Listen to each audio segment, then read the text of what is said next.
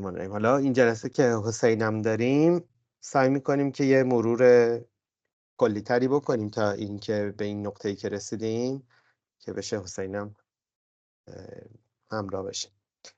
ببین ما توی جلسه اول و بخش اولی کتاب کم مقدمش بود، بعد چرایی نوشتن کتابو میگفت که اصلش این بود من رفتم سال 1980 آخرش 90 توی پروژه مختلفی بودم. پروژه مثلا اگه اشتباه نکنم اینتل هم بوده و اونجا یه پروژه خیلی خوبی رفتیم و شکست خورد. بعد برای من مسئله شد که چرا اینویشن ها شکست میخورن. بعد میگفت که همینطور که اومد جلو گفت آقا بولد شد که اینویشنی که تو از کاربر شروع نکنی شکست خورده است. تو باید حتما از خود کاربر شروع بکنی و بری سراغش و با مشکلش مسئله رو شروع کنی، یعنی بری جلو. روی کرده این باشه که من مشکل کاربر رو میخوام بفهمم. بعد اومد جلوتر و خب تو فصل یکش همین مسئله فیل شدن پروژه ها رو بیشتر باز کرد و اومد یه تقابلی مطرح کرد، نید فرست در مقابل آیدیا فرست. و اونهایی که و این دوتا رو یه کمی اگزاجره در نظر بگیری، یا نیاز مطرحه، ایده من برای حل یه مسئله به عنوان سولوشن، یا نیاز کاربر برای موضوع بحث و موضوع چیزی که من باید بهش بپردازم. اینو میاد اونجا باز میکنه و میگه که آیدیا فرست ها به صورت ذاتی شکست خوردن و نید فرست ها اگر پیاده سازی رو درست دقت بکنن میتونن امیدوار به موفقیت باشن. بعد و نقص رو میگه توی پیاده سازی نید فرست میتونه باشه، نه تو خود ذات نید فرست که اینو من توضیح دادم.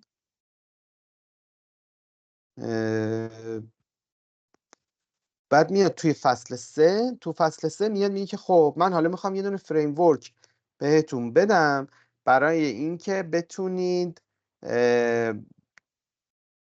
job to be done needs رو، اون نیاز رو بفهمید و بتونید یه استراتژی داشته باشید برای حرکت به سمتش.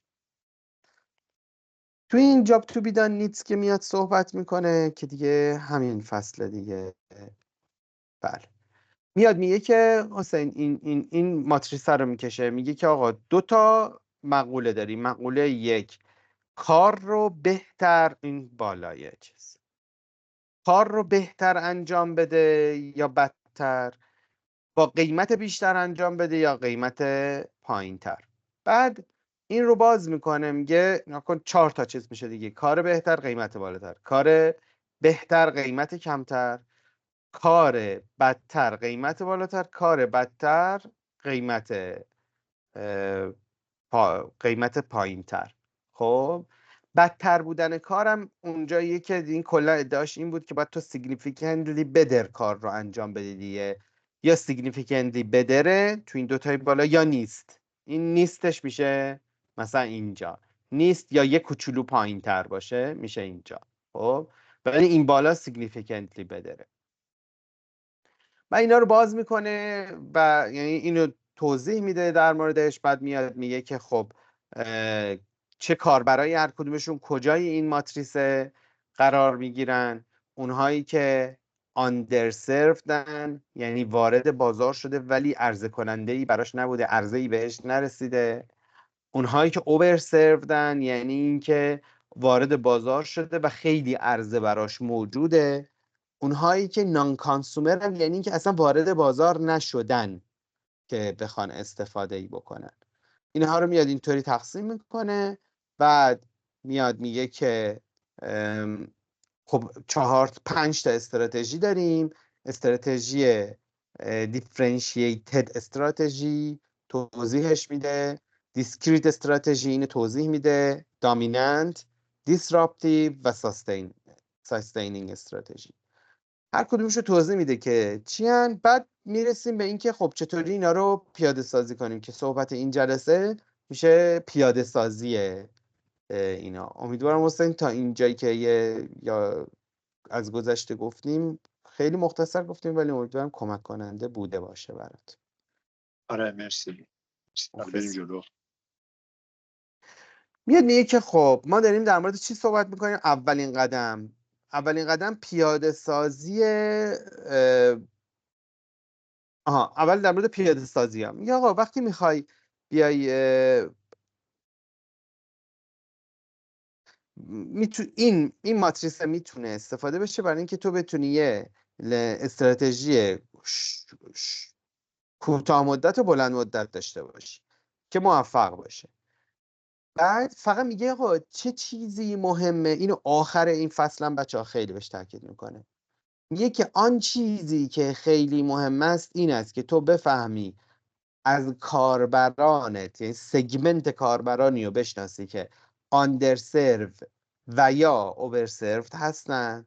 اینا حتما بدونی آقا این گروهن الان آندرسرون و اونا اوورسرو، و روی چه نیازی دقیقاً نیازه روشن، کاربر هم روشن، و بدونی اینها رو هر کدومش روی این نیاز اوورسرون یا آندرسرون.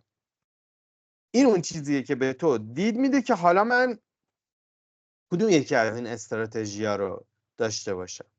میگه بدون این که اینو بدونی هیچ راهی برای این که من چه استراتژی رو باید بگیرم وجود نداره و دوباره همه چیز میشه شانسی.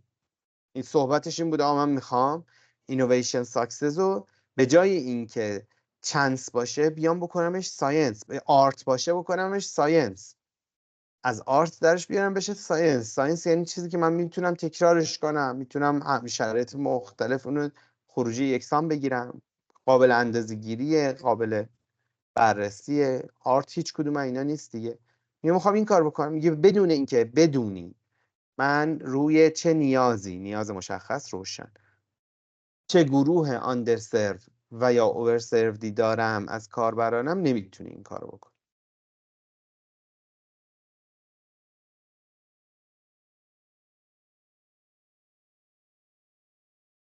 بعد میگه که خب این چطوری اصلا فهمیده میشه همین آندرسرو اوورسرو؟ یه هیچی، ما باید بفهمیم که اون نیاز کاستومر دیزاید آوتکام استیتمنت چیه.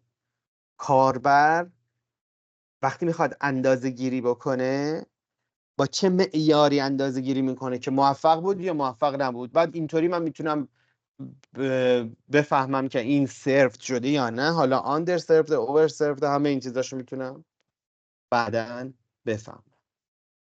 توی چپتر 4 که امروز هم معرض شروعش میکنه، outcome based segmentation رو میاد توضیح میده زیر outcome driven innovation process. یعنی اونجا توضیح میده، میگه اینم نقش کلیدی داره توی این، کمک میکنه به اینکه ما بتونیم تقسیم بندی رو انجام بدیم. حالا میایم سراغ استراتژی دیفرنشییتد. میگه توی دیفرنشییتد چی بود بچه‌ها؟ دیفرنشییتد اینجا بود دیگه، میگفت کار رو خیلی بهتر داره انجام میده و با قیمت خیلی بالاتر انجامش میده. یا آقا این برای گروهی از کاربرا کار میکنه که آندرسروردن، خب برای کس دیگه ای کار نمیکنه. یعنی طرف اومده تو بازار، آن چیزی که دنبالش بوده رو پیدا نکرده، حاضره با قیمت پریمیومی بیاد اونو بخره و تهیه بکنه.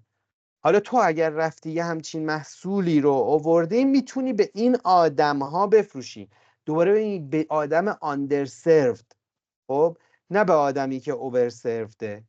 هیچ وقت نمیاد اون اینو از تو بخره.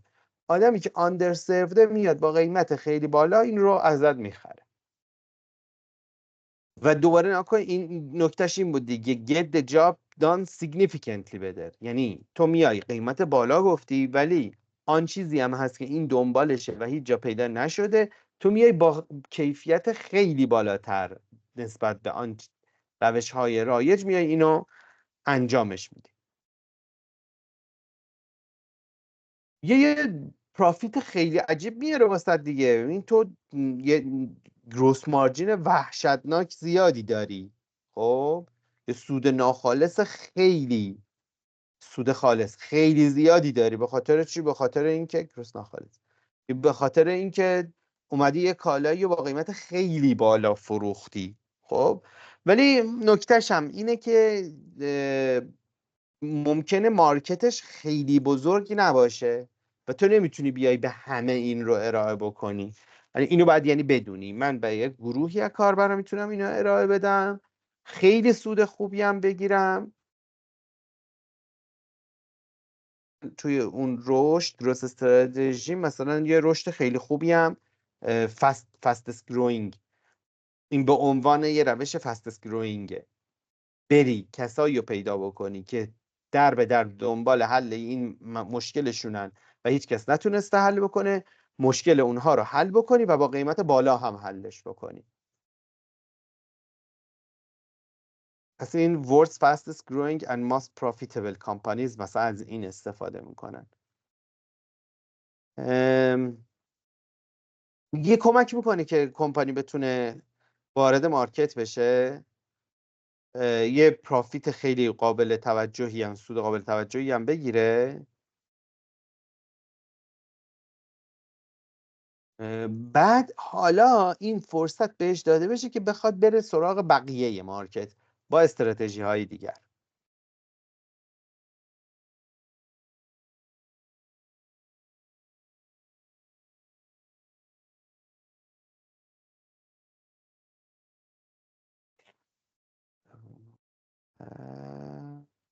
مثلا یه مثالش رو روی اوبر میزنه که میگه اوبر توی اوبر ایکس که همون مثلا سرویس های ویژه است، خب ماشینای خاص ترن، کاربرایی میاره که اونجا سرویس ویژه‌ای میگیرن.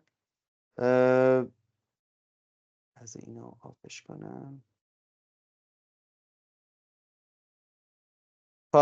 سرویس ویژه‌ای میگیرن اما پول خیلی خوبی هم پرداخت میکنن. این مثلا میشه واسه اوبر ایکس.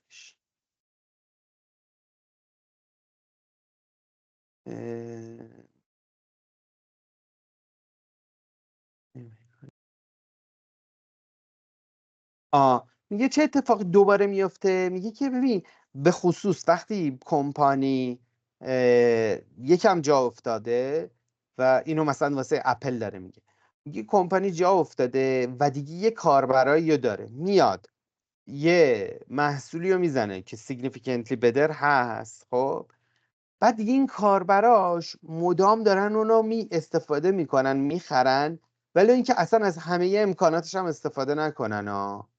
یعنی دیگه ممکنه مثلا این باشه که من رفتم آیفون 11 رو خریدم برای اینکه نیاز خیلی مثلا خاصی داشتم، فلانی داشتم که بقیه برآورده نمی‌کرده، ولی وقتی میرم دیگه آیفون 13 رو میگیرم، اون نیازهای خاص و فلان جدیده که اون پاسخ جدید داده بهش اصلا برام وجود نداره، ولی میرم دیگه آیفون 13 میگیرم دیگه. میگه اینا چیزیه که داره این از اون های پروفیت استفاده میکنه اپل با تارگت کردن این گروه و داشتن مارکتش. بریم سراغ دامیننت استراتژی. دامیننت استراتژی کجا بود؟ دامیننت استراتژی اینجا بود. خیلی بهتر داره انجامش میده و خیلی ارزون تر داره انجامش میده، هزینه کمتری داره میگیره. توی دامیننت استراتژی میگه اینم جز روش ها، استراتژی هایی که بیشترین استفاده رو میکنن ازش برای اینکه میخوان یه بازیگر جدید وقتی میخواد بره، بیشترین این بازیگر جدیدها از این استراتژی استفاده میکنن. این راه رایج و مرسوم برای همه بازیگران جدیده. برو یه محصولی بزن که خیلی بهتر باشه و خیلی ارزون تر باشه. حالا این میگه من ادعا میکنم که این خیلیه همش 20%، یعنی فقط کافیه تو 20% نسبت به مارکت عادی بهتر باشی و 20% هم ارزون تر باشی. نهایتش مرکبش بچه‌ها میشه چقدر؟ 2 تا 20% بزنی میشه 40%. 40% که یعنی بیشتر دیگه، اولوشه 1.2 1.2 دوباره 2 بهش بخوره 1.46 چقدر میشه؟ 1.40 خورده ای 44. 1.44. یعنی نهایتش مثلا تو داری 44% کلا بهتر میشی در مجموع قیمت و کیفیت محصولی که داری ارائه میدی. ولی میگه که این 2 تا 20% بیان سراغه. تارگت توی این گروهی که دامیننت استراتژیان اینجا گفته، میگه همه تایپ کاربراه. این قبلی آندرسرودا بودن دیگه، اینجا میگه همه تایپ کاربراه. آندرسروا میان سراغت برای اینکه تو داری یک کاری رو خیلی بهتر انجام میدی، حالا حتی گرونترم نه ارزونتر داری انجامش میدی. بعد اوورسرفدا میان سراغت برای اینکه همون کاری که میتونه از این ور بگیره رو تو داری این ور به ارزون انجامش میدی. نان کانسومر هم میان سراغت به خاطر اینکه هیچ وقت فرصت اینو نداشتن که این انجام بشه، حالا یا به این دلیل که کار خود دان نمیشده یا اینکه اصلا گرون بوده براشون و اصلا مبلغه رو نمیتونستن پرداخت بکنن. پس این برای all type of customers. مثال میزنه روی نتفلیکس، میگه که نتفلیکس که اومد تو این عرصه و به خصوص حالا مثلا آنلاین شدنش و اینا، میگه که تونست قبلا چیز بود دیگه، ویدیو کلوب بود دیگه، اجاره کردن و اینا بود، اومد پیدا کردن و گرفتن و مصرف کردنش، یعنی مثلا دیدن فیلمو بسیار آسون کرد. این کارا رو که انجام داد، بعد یه کمک کرد که مصرف کننده کاستومرها ویدیو ببینن با هزینه کمتر. چطور؟ وقتی اومد هزینه دیدن فیلمو با از بین بردن جریمه، از بین بردن جریمه برگشت، از بین جریمه برگشت رو از بین برد دیگه، این دیگه برگشتن نداشت دیگه، این جریمه برگشت رو از بین برد. از اونور کاربرا میتونستن بیان با این سابسکریپشن تعداد فیلم بیشتری ببینن. کلا با این کار باعث شد که هزینه دیدن فیلم کاهش پیدا بکنه. این هم هزینه رو کاهش داد، هم از اونور خدمت رو خیلی بهتر ارائه داد. میگه که توی هر مارکتی، این مثالش بود، حالا دیگه میخواد جمعش بکنه. توی هر مارکتی اونی که بازیگر قبلیه و بازیگر مستقره، خب، یا اون بازیگران جدید مارکت میتونن با این can win with a product or service that get job significantly better and more cheaply. میتونه هر جفتشون میتونن بیان هم خدمات بهتری بدن، محصول بهتری بدن، هم ارزون تر بدن. ولی اونی که بازیگر مستقره این کار براش سخت‌تره. چرا؟ چون نمیتونه بیاد هزینه هاش رو به صورت خیلی جدی کاهش بده. شده یه چیز مستقری، بعد دوباره کلی بازنگری بکنه واسه اینکه ببینه من چطوری باید هزینه هامو کاهش بدم. پس این روش شد یه روش خیلی جدی، دامیننت استراتژی برای بازیگران جدید، و بازیگران قدیمی بسیار سختشونه بخوان این کار رو انجام بدن و بخوان بتونن مقابله بکنن باش، به خاطر اینکه هزینه های خیلی بالای جاری دارن. پس این روش اول واسه تازه واردا.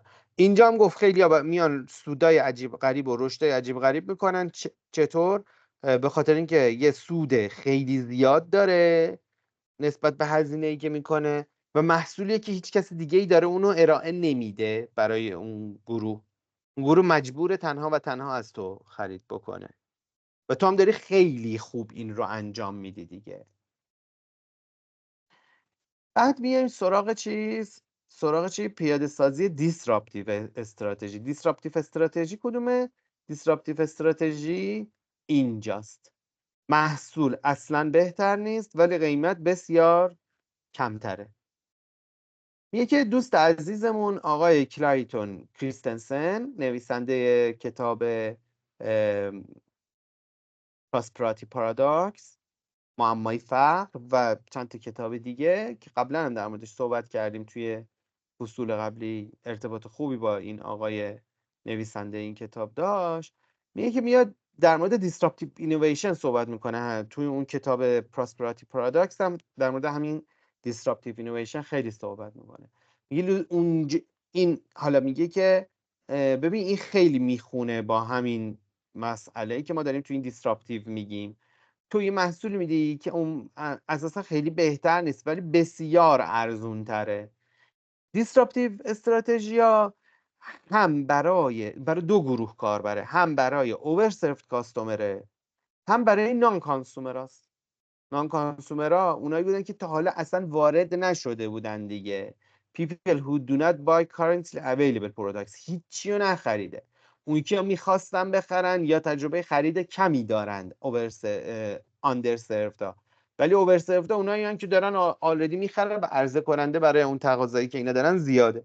این اوور سرفدا برای چی میان سراغت؟ برای اینکه میخوان هزینه رو کم کنن. یا آقا من نمیام مثلا یه هزینه بیشتری و مثلا توی اینجا هزینه بیشتر بودی، نمیام هزینه بیشتری رو بدم حالا چه کالایی بهتر بخرم یا یه کالایی بخرم که نه اونم خیلی مثلا کالای بهتر نیست، میام یه کالایی رو میخرم که ممکن خیلی بهتر نباشه ولی همین کارم رو راه میندازه و قیمتش خیلی پایینه. پس اینا اوور سرفتان.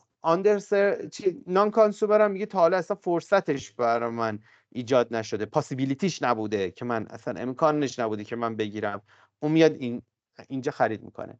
دوباره میگه اینجا این استراتژی و محصولی که تو داری به این گروه میدی بسیار بسیار کمک کننده است واسه اینکه تو طی یه مسیری این کاربرانت رو یه بخشیش لااقل بتونی بیاریشون اینجا.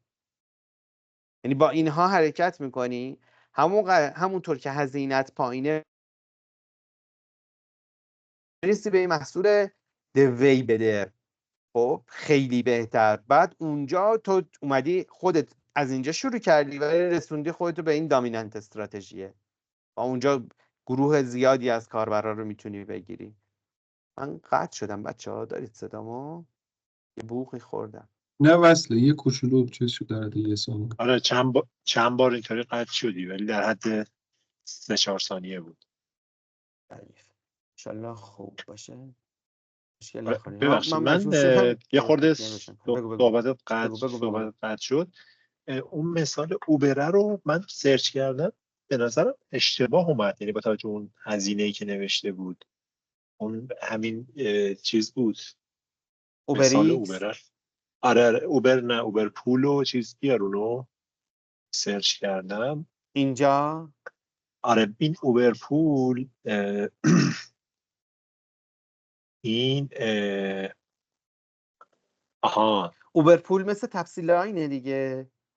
آره نه پس درسته، من اشتباه فهمیدم. آره آره. جفتشون در واقع اوبر مقایسه اوبر پول و اوبر ایکس جفتشون در واقع با هزینه کمه. درسته ولی اوبر این پول کمتره ولی الان این داره با چیز مقایسه میکنه. این آخه نسبیه، کلا کم و زیاده خورده مفهومش چیز داره. مفهومش اینطوریه که نسبت به حالتی که قبل از این بوده است. یعنی الان درست میگم، الان اینجا مثال اوبر در آره مقایسه با این میشه که قبلا ما تاکسی میگرفتیم. آره میگی مثلا آره. اوبر پوله چیز خیلی خاصی نسبت به تاکسی خطی که سوار میشدی نداره.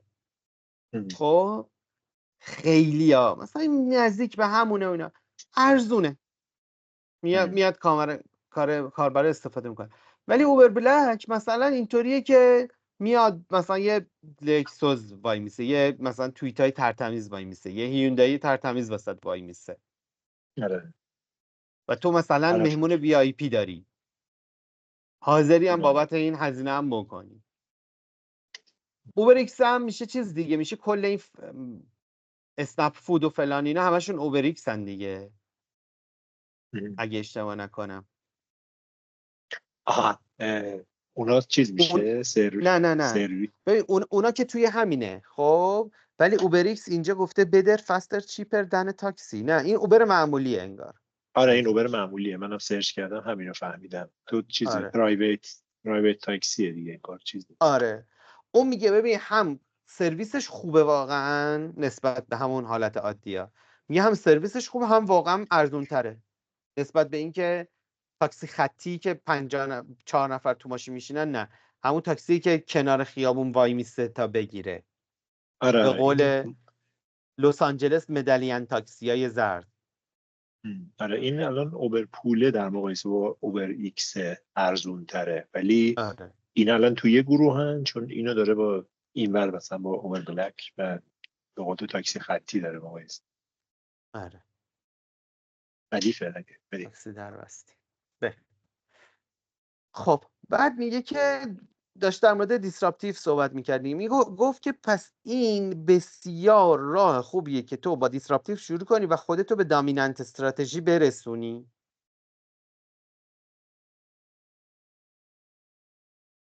ردیفه اینجا میگه که منتها چیزی نیست که اصلا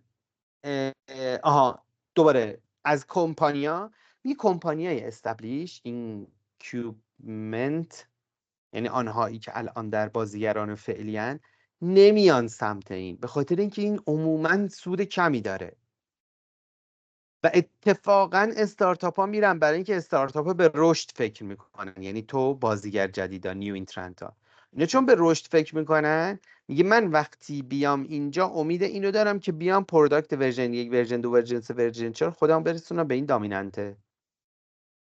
پس من با اینجا شروع میکنم و چون دارم قیمت پایینم میدم، خیلی یعنی کاربر یک رو زود میگیرم.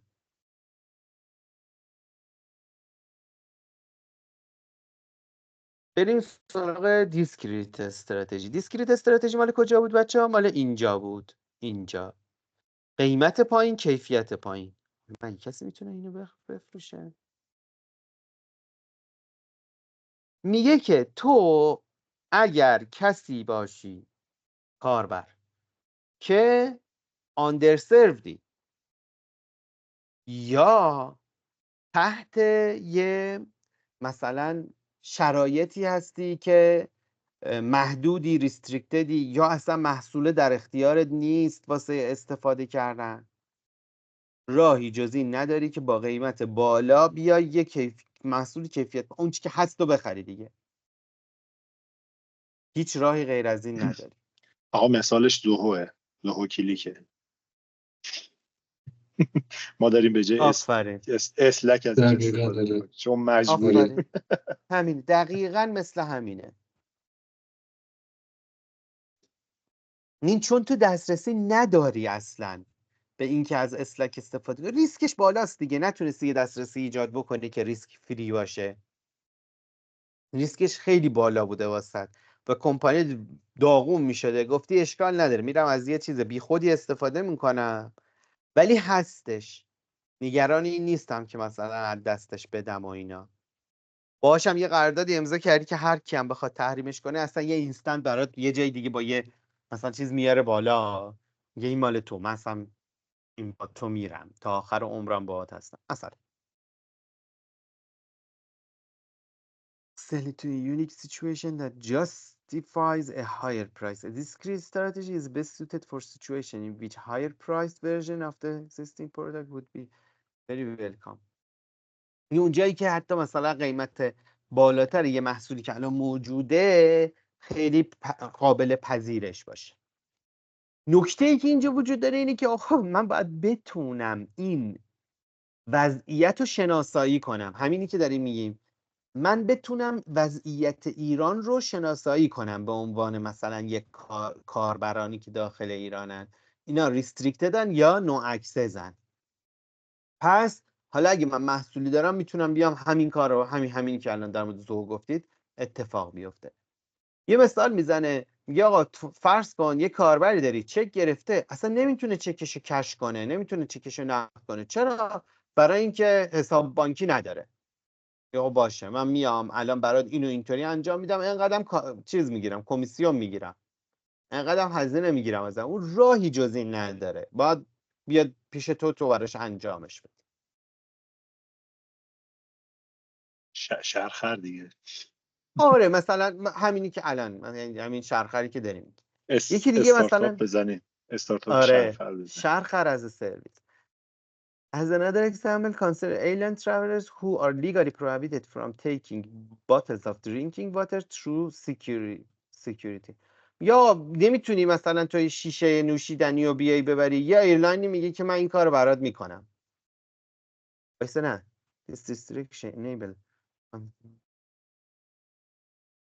as they are now justifying charging significantly more for water. همه ایرلاین ها میگن ما نمیذاریم ببری، یه ایرلاین میگه که مثلا میگم اون بگه من میذارم ببری اینقدر باید پول بدی، یا هم من مجبورم مثلا میگم آقا نوشیدنی فلانم ببرم دیگه پولشو باید بدم.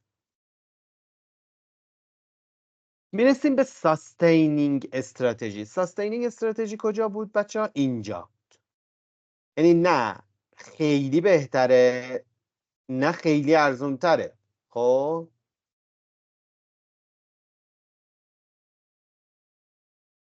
توی این ساستینینگ استراتژی میگه که این اتفاقا بسیار تو محصولشو بگیم، میگه توی محصولی داری خب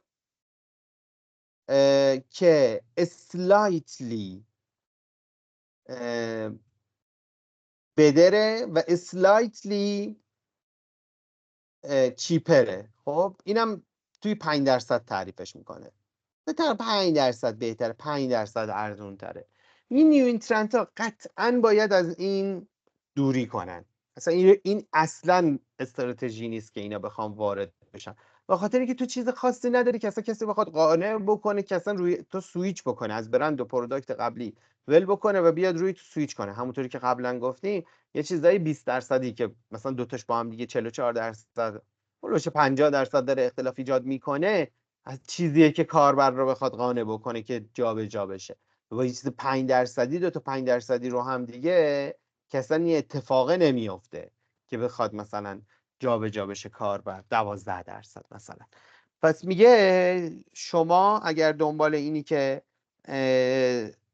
به عنوان نیو اینترنتی اصلا سراغ این نره. این برای کمپانی هایی که استبلیشن و داخل بازیگران فعلی خوبه. با این کاری که دارن میکنن مارکت شیرشون هم مثلا یه جورایی حالا ممکنه بتونن افزایش بدن، یکم بهتر یکم ارزونتر توی رقابت، مثلا این بخواد مثلا بکشه بیشتر کاربرا رو سمت خودش. فرض کنیم طرف مقابلت این کار رو نمیکنه، تو همیشه یکم بهتر یکم ارزون تری، این باعث میشه که مثلا کاربرا بیان سمتت.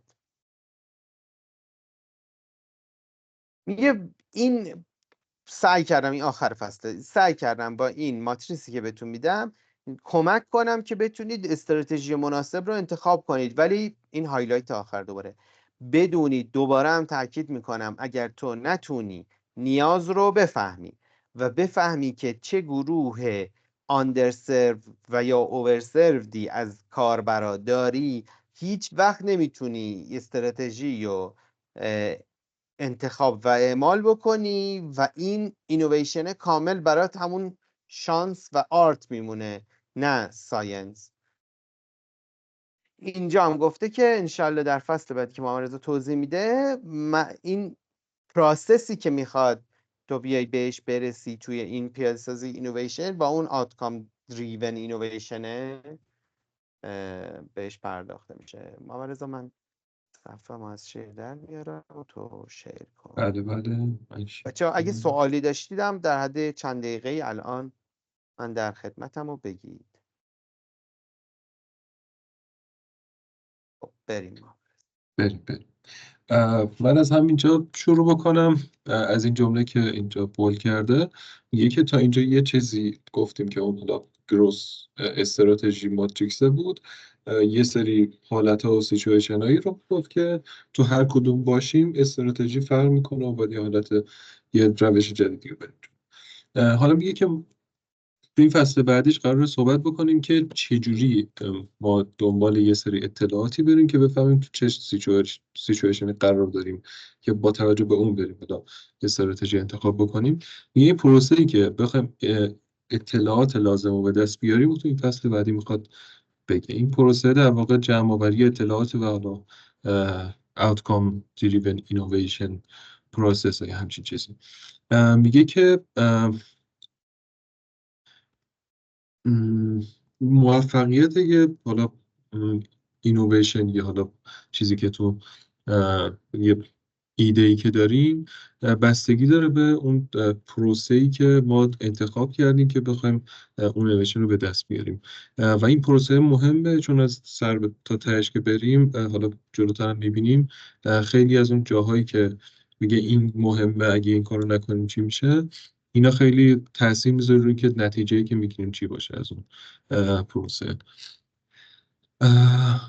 بعد میگه که آره میگه که اگه جابز تو بیدانی که تا الان صحبت کردیم تئوری قضیه باشه، این outcome driven innovation اون پروسه یا پرکتیسشه که ما قرار تو عمل اینو استفاده بکنیم. تو مرحله اول اینه که ما اطلاعاتی به دست بریم و خب با توجه به این اطلاعات هم بریم تو مرحله بعدیش اینا رو در واقع به کار میگیریم ولی استراتژی انتخاب میکنیم یا هر چیز. میگه که این outcome driven innovation process 10 تا مرحله داره، براش 10 تا مرحله میتونیم بشمریم که اینجا رو رضا یه نوشته. لحظه، بله 2 تا هایلایت بله. بالاتر خیلی هایلایت مهمی بود، اونو بخون بی زحمت فکر کنم بالاییش. بالایش این آره وایستا آره. کامپانی، آره what companies need is. آها آره میگه که اون چیزی که کمپانی لازم دارن در واقع یه حالا اینویشن پروسسیه که هم جامع باشه، کامپریهنسیو باشه، هم متمرکز رو مشتری باشه و هم دیتا دریون باشه و اینا همش باید حول اون جابی که اون ما میخوایم دنبالش بریم ساخته بشه. همه اطلاعاتی که داریم در میاریم و حول اون باید در واقع پیدا بکنیم. همین آره. خب ردیفتمت کرد. در ادامه همه اینا رو توضیح میده که هر کدوم از این جامعه بودن، کاستومر سنتریک، دیتا دریون و اون اران جاب معنیش چیه تو این مرحله ها یکی یکی توضیح میده. مرحلهش اولیش میگه که باید مشتری رو بشناسیم. حالا این در حال حاضرش رو میگه که چجوری مشتری رو چی میدونن شرکت ها و باید چجوری باشه. دومیش جابز تو بیدان رو میخواد توضیح بده که در واقع اینو تعریف بکنیم، بعد بریم سراغ این که مرحله بعدی انجام بدیم. نیاز کاربر رو بشناسیم، سگمنت هایی که ما میتونیم دنبال فرصت بریم و بشناسیم و پیدا کنیم و بقیهش. من این 4 تا اول احتمالا این جلسه میرسم، بقیهش رو میذاریم برای هفته بعد. خب از همه اولیه‌شون کنیم. میگه که اگه از یه کامپانی منیجر بپرسید که مشتری کیه، خب احتمالاً جواب زیادی میده. ممکنه اصلا بگه ما مشتری زیاد داریم، این نفر مشتری داریم، یا ممکنه که مثلا یه سری در واقع استیک هولدر رو به عنوان مشتری در نظر بگیره یا مثلا هر چیز دیگه ای. ولی میگه که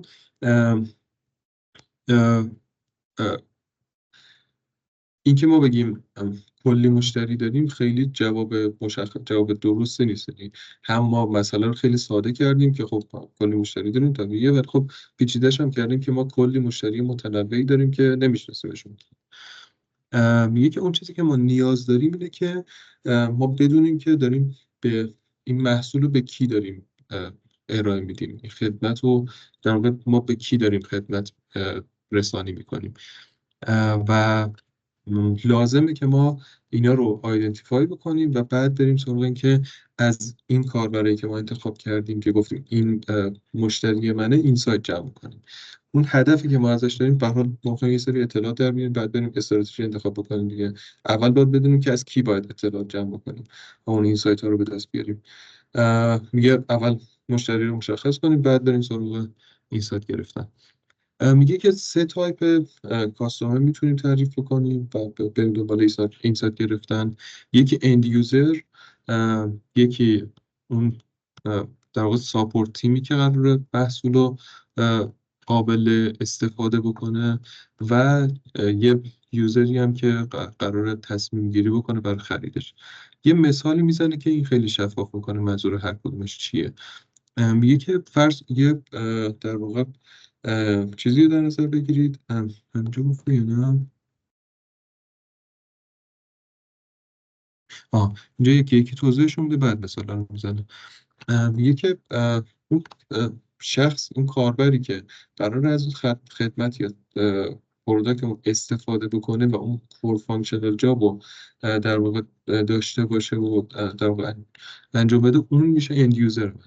و این اند یوزر، حالا باز با هم مثال من بخوام جلو برم، یه تجهیزات مثلا فرض کنید جراحی در نظر بگیرید، یا مثلا چاق جراحی ساده ای. این چاق جراحی رو غالبا جراحه داره استفاده میکنه. اون کسی که حالا یه دستگاه مثلا ربات جراحی، یه ذره پیچیده‌تر بگیم، ربات جراحی خود جراحه داره استفاده میکنه دیگه، و اند یوزرش این جراحه. ولی این میتونه باز یه مرحله عقب‌تر بریم. این ربات جراحی یه کسی رو میخواد که اینو مثلا سر پا بکنه تو اتاق عمل، مینتینش بکنه، اگه آب روغنی لازمه عوض بکنه، مثلا یه کاری از این شکل. اینا یه کسی رو میخواد که این تایپ دومه، ساپورت تیم است، که حالا میتونه سمت خودش خود ما، یعنی به عنوان شرکت ارائه دهنده این بیاد انجام بشه، یا یه اپراتور رو بذاریم تو اتاق عمل که با این سیستم باشه، مثلا انجام قابل استفادهش بکنه که جراح بتونه استفاده کنه. و یه پرچیس دیسیژن میکر هم داریم که خب احتمالاً مثلا مدیر بیمارستانه که آیا من اینو بخرم یا نخرم. خب اینا سه تا در واقع تایپ یوزری هستن که ما داریم، و هر کدوم هم نیازهای مختلفی دارن. اینجا هم حالا باز نیازهای مختلفش هم میگه. میگه که آره، اون کاربری که آره، این در مورد اون ساپورت تیمه، کاربری که برای انتقالش، برای ذخیره کردنش، نگهداریش، مثلا تعمیراتش، اینا همشون میشن اون ساپورت تیمه. و میگه که حالا یه پروداکتی اگه داشته باشیم که هر کدوم از این اجزا رو نیاز نداشته باشه، مثلا یه پروداکت داشته باشیم نیاز به اینستال کردن نداشته باشه، اینقدر راحت باشه که اپراتور نخواد که استفاده بکنه، همون اند یوزر بتونه مینتین هم بکنه، کاری که اونجوری لازم هست هم انجام بده. و خب این پروداکت انگار داره مثلا یه درصد زیادی از اون هزینه‌ای که لازمه داده بشه رو کم میکنه، و خب طبیعتا اون کاهش هزینه معادله ارزش اضافه است، و این میتونه این هزینه رو کم بکنه. و این طبیعتا ارزش بالاتری داره این محصول. از اون ور خب اون پرچیز دیسیژن میکر هم باز اینم راحت تر از این لحاظ که خب من یه هزینه کمتری قرار بدم، و اینکه اون محصولم راحت تر استفاده کردن ازش توسط این یوزر، و خب از این لحاظ میتونه چیز داشته باشه. از اون ور باز اون پرچیز دیسیژن میکر ما چیز مختلفی باید بهش ارائه بدیم. اون کسیه که داره دنبال این میره که محصول مختلف رو با هم مقایسه بکنه، ببینه کدوم بهتره برای اون استفاده کرده، مثلا برای خودش داشته باشه. این حالا هم مثال زدیم ممکنه مثلا مدیری چیز باشه، و این هدفش هم فرق کنه. اون مدیر بیمارستان که قراره انتخاب بکنه و این با مثلا ربات جراحی بخرم یا نخرم، هدفش با هدف جراح فرق کنه. هدف جراح اینه که من چیزی داشته باشم که بتونم راحت‌تر مثلا کارم انجام بدم، یا مثلا تو مثال چاق جراحی یه وسیله باشه که جایی که من میخوام ببرم، جایی که نمیخوام مثلا یه جریان حیاتی یا نیاد ببره. اینم بالا باز در مورد اون پرچیز دیسیژن میکره فرق میکنه هدفش. این میخواد هدفش اینه که اون بیمارایی که تو بیمارستان صف میکشند، اون ربات کاری بکنه که کمتر صف وجود داشته باشه، سریعتر خدمت رسانی بکنه به تعداد آدم بیشتر، یا مثلا اون احتمال مثلا اشتباه و خطا رو مثلا کم بکنه، یا هر چیزی هست. یکی سه تا تایپ یوزری که داشتیم، هر کدوم از جنس این که هدفشون متفاوت میتونه باشه، و اینکه ما تو هر کدوم چه انتخابی بکنیم، سراغ کدوم بریم، کدوم یکی از اینا رو میتونه هزینه رو کم بکنه یا راحت‌تر بکنیم، اینا هر کدوم فرق کنه. و جابی هم که ما تعریف میکنیم، اون فانکشنال جابه به اون end یوزر مربوطه. بقیه چیزایی که این وسط داریم، اون دو تا تایپ یوزر دیگه، انگار دارن یه در واقع جاب های اضافی رو انجام میدن. هر چقدر کمتر باشه اون چیز اوورهد، انگار ما یه محصول ارزشمندتری داریم اینجا. پس اینجا داشت توضیح میداد که چرا مهمه بفهمیم کاربرمون کیه. آره آره. بعد دومی میگه که اون جابز تو بیدانه رو تعریف بکنیم. این جاب تو بیدانه از این لحاظ مهمه که میگه که اگه ما در واقع اینو درست تعریفش بکنیم که پیش نیازی برای این که ما در واقع به دو موفقیت برسیم. اگه و مسئله اینه که اگه ما اینو اشتباه تعریف بکنیم، یعنی جاب تو بیدان اشتباهی رو در واقع انتخاب بکنیم، خیلی در واقع مشکل بزرگی مواجهیم. دو وجه همینجا برش میگه. اگه ما این جاب تو بیدان خیلی باریک و نرو تعریف بکنیم، خب احتمالاً یه فرصت رشد خیلی بزرگی رو از دست دادیم ما این کارمون. اگه خیلی اینو وسیع تعریفش بکنیم، عملا انگار ما هیچ اینسایت قابل پیاده سازی نمیتونیم از این داشته باشیم. یه چیز مجموعه مختلفی از جاب های مختلفه.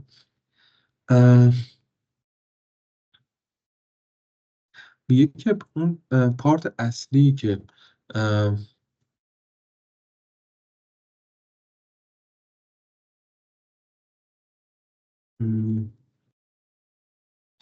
اون پارت اصلی که ما لازم داریم که داشته باشیم اینه که در واقع همه جابی که اون مشتریمون قراره انجام بده رو ما داشته باشیم تو محصولمون. اون هدف نهایی اینه که مشخص بکنیم کاستمر داره چه کاری رو در مجموع انجام میده، از 0 تا 100ش، و همه اونو لحاظ بکنیم. حالا مثالی هم که اینجا میزنه، مثلا جلوتر میگه که برای مثلا یه کارخونه، مثلا برای جاب فرض کنید چای درست کردن، من مشتریم که میخوام چای برای خودم درست بکنم، و اون طرفم یه کمپانی داریم که داره مثلا کتری میسازه. این کتری ساختنه خب یه بخشی از جاب منه که میخوام چای درست کنم دیگه. اون جاب کلیه، کل اون در واقع پروسه که من قراره چای درست بکنم، یه بخشش کتری، یه بخشش مثلا پوری، یه بخشش حالا اون جوشوندن اینو همه رو ترکیب بکنم و در کل این پروسه رو در نظر بگیرم، میشه اون کل جابی که لازم و مشتری در واقع داشته باشه. و اینا رو در کنار هم همشو با هم داشته باشم، خب میتونم بگم که یه جاب کامل رو تعریف کردم. اگه فقط رو اون کتری متمرکز باشم، خب یه بخشی از جابه میتونه اینم باز مسئله باشه، ولی خب یه بخشی از اون فرصت رشد انگار از دست دادم من. یه مثال بزنم بچه‌ها تو بله همین بله. ماجراهای اسنپ و اینا. خب یه جاب اینه که آدما بیان ریکوست بدن، یه جاب دیگه اینه که پرایس نشون داده بشه، خب یه جاب دیگه اینه که مثلا چه می‌دونم اون مچینگ انجام بشه، یه جاب دیگه اینه که تو به این راننده گایدنس بدی که از کدوم مسیر برو و کجا برو، اون نویگیشن بهش بدی. خب جاب تو بیدن برای یک مسافر اینه که آقا من از این نقطه A به نقطه B بروم، و الانی که مثلا ریکوست دادم 3 دقیقه دیگه سوار ماشین بشم، حالا هر قدر طول کشید 5 دقیقه دیگه سوار ماشین بشم، هر قدر طول کشید دیگه مسافت ترافیک و فلان اینا، من برسم به مقصدم. این جاب تو بیدانش از A به B رسیدنه، بعد مثلا با یه قیمت مشخصی که چک و چونه نزنه و فلان اینا، با آرامش از A به B رسیدنه. بعد تو نمیتونی بیای بگی من فقط مچینگو انجام میدم، من فقط مثلا چه میدونم فلانو انجام میدم. نه، تو باید کل اینو انجام بدی که اون جاب اتفاق بیفته. و حالا الان بحث روی همون کور فانکشناله اینه که آقا جاب تو بیدانه رو خوب تشخیص بدیم، ناقص تشخیص ندیم. مثلا خیلی جا مثل استادکار و اینا، خب هوم سرویس ها، جاب تو بیدان انجام شدن اون مثلا نقاشی خونه است. الان حسین بنایی داشته، جاب تو بیدان اینه که اون بناییه با آن طور که مد نظر حسین بوده اتفاق بیفتد تو اون زمان، یعنی هم شکلش، دیزاینش، هم مثلا اون زمانش طبق همون چیزی که توی ذهنش بوده انجام بشه. هر کدومش انجام نشه جاب تو بیدانش اتفاق نیفتاده. اتفاقا از آچاره گرفتم، هم بنا هم نقاش. بعد آچاره نمیتونی بیاد بگی که ببین من فقط مچ کردم، من فقط ریکوست تو رو فرستادم واسه فلانی. نه، تو کار رو کامل انجام ندادی. بریم. بریم. میگه که معمولا وقتی با همچین چیزی در واقع میخوان سراغ این برن که اون جاب تو بدون تعریف کنن، این سوال میپرسن از خودشون که در واقع چه جابیه که من قراره در واقع اون پروداکت من قراره انجام بده. این سوال معمولا میپرسن. میگه که این سوال یه سوال اشتباهیه. اون چیزی که ما به جاش باید بپرسیم اینه که در واقع از اون مشتری بپرسیم که در واقع چرا داری از این پروداکت استفاده میکنه، یا اینو بپرسیم که در نهایت قراره چی کار بکنی، در نهایت قراره چه جابی انجام بدی. مثلا حالا مثلا بویل واتر. بعد یک تو این مورد خب ما باید چند تا جنبه رو لحاظ بکنیم. یکی این که باید اون پرسپکتیو که کاستومر داره رو در نظر بگیریم. در واقع به این فکر بکنیم که از دید اون کاستومر جابی که دان شده معنیش چیه. و حالا مثلا مثالی که میزنه مثلا در مورد کشاورزاست که خب کشاورزا میخوان یه محصولی دارن، یه آفتی داره و اینا میخوان که اون آفته در واقع باعث نشه که محصول افت بکنه. ولی از دید یه کمپانی ممکنه اون هدف اینجوری دیده بشه که یه چیزی داشته باشم آفت رو بکشه. خب اون کشاورزا لزوما قصد ندارن یه چیزی رو در واقع اون آفت رو از بین ببرن، بکشن. صرفا میخوام محصول جلوی در واقع افزایش محصول رو نگیره، محصول رو از بین نبره. و خب این دوتا با هم فرق میکنه. ممکنه تو این هدف رو پیگیری بکنی، یه چیز خیلی سمی تولید بکنی که حتی برای خود کشاورزار خود محصولم بد باشه، در حالی که اصلا این چیز دیگه میخواستم. و میگه که خب اینم خیلی هم پیچیده‌اش نباید بکنی تو تعریف جاب تو بیدان. ما خود در واقع فریم ورک جاب تو بیدان چیز پیچیده و چند وجهی و در واقع چند لایه است، ولی اون هر جاب استیتمنت، هر یه دونه جاب استیتمنت رو نباید پیچیده‌اش بکنیم. یه چیز خیلی ساده است که اینجا جلوتر هم باز قالبش رو میگه. میگه که هدف نهایی اینه که ما یه سری فاکتور علیتی تعریف بکنیم که در نهایت به اون جاب اصلی بزرگ که قرار انجام بشه یه کانتریبیوشنی داشته باشه. و میگه که تو همین جاب استیتمنتی که میخوایم تعریف کنیم، جاب استیتمنت های ایموشنال رو جدا بکنیم. ایموشنال رو قبلا تعریف کردیم، اینا رو نگیریم وسط دل کارمون. مثلا حالا چیزایی از جنس این مثالی که میزنم، مثلا ما ممکنه هدفمون اینه که در واقع یه محصولی درست بکنیم که چوب رو مثلا برش بده. این که ما بخوایم یعنی اون جابی که ما میخوایم برش چوبه که توی مثلا خط مستقیم برش بده. ولی اگه ما اینجا تو در واقع استیتمنتمون بنویسیم مثلا به صورت دقیق با امنیت بالا و با سرعت بالا که چوبی رو در خط مستقیم برش بدیم، یه چیز اضافه است. ما اون امنیت و دقت و اینا رو میتونیم به عنوان یه جاب استیتمنت جداگانه در نظر بگیریم. یه جاب کلی مونه که یه چوبی رو بتونیم به صورت مستقیم برش بدیم. و خب این خودش یه جاب کامله. اونا باز جاب استیتمنت جدایی میتونیم تعریف کنیم. و میگه که اون خود جابه رو تعریف کنیم، شرایطی که توش قرار داریم و خیلی اینجا اهمیت نداره. یعنی اون شرایط رو بگیم. مثلا ما اگه پیاده روی تا محل کار یه شرایط خیلی خسته کننده و چیزی حوصله سربریه، این نمیشه استیتمنت ما. استیتمنت ما میتونه این باشه که من یه چیزی مثلا گوش دادن به موسیقی در حین مثلا پیاده روی، حالا اینو میتونیم تبدیلش بکنیم به اون جاب تو بیدانه. ولی اینکه مثلا پیاده روی تا مثلا محل کار یه چیز خسته کننده است، این اصلا استیتمنت درستی نمیتونه بشه. یا مثلا حالا در مورد مطلب دکتر هم باز مثال میزنم و میگه که اون فرمتش رو درست باید تعریف بکنیم، داشته باشیم. و میگه این فرمتش اینجوریه: اولش یه فعلی میذاریم، بعدش اون فعل منظور در واقع اون انجام شدن فلان کاره از جنس چیزه. بعدش یه ابجکتیو رو اضافه میکنیم و بعدش هم اون کانتکستی که قراره این انجام بشه. مثالی که مثلا میزنه اینه که همین گوش دادن به موسیقی حین مثلا راه رفتن. این گوش دادن میشه اون فعلش، به موسیقی میشه اون در واقع ابجکتیو که ما قراره مثلا مال محصولی که ارائه بدیم از اون جنس، و آندگو هم میشه اون کانتکستی که ما قراره روش کار بکنیم. ما در حین راه رفتن مسئله داریم، یعنی مثلا حین رانندگی و دیگه مثلا و این. یه مثال بگم بچه‌ها. بله بله. توی مسئله بکلایت کیبورد لپتاپ ها، خب میگن که میخوام اول براتون شرح بدم بعد میام جاب استیتمنتش رو میگم.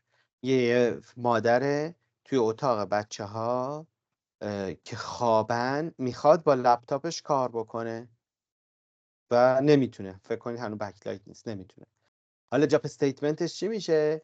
استفاده کردن از کیبورد لپتاپ در اتاق کاملا تاریک. در اتاق لپتاپ کیبورده مثلا میشه اون یوزش میشه وربه، لپتاپ کیبورد هم مثلا میشه اون، حالا مثلا اون ناونی که دنبالش یا اون آبجکتی که اون ورب روشه.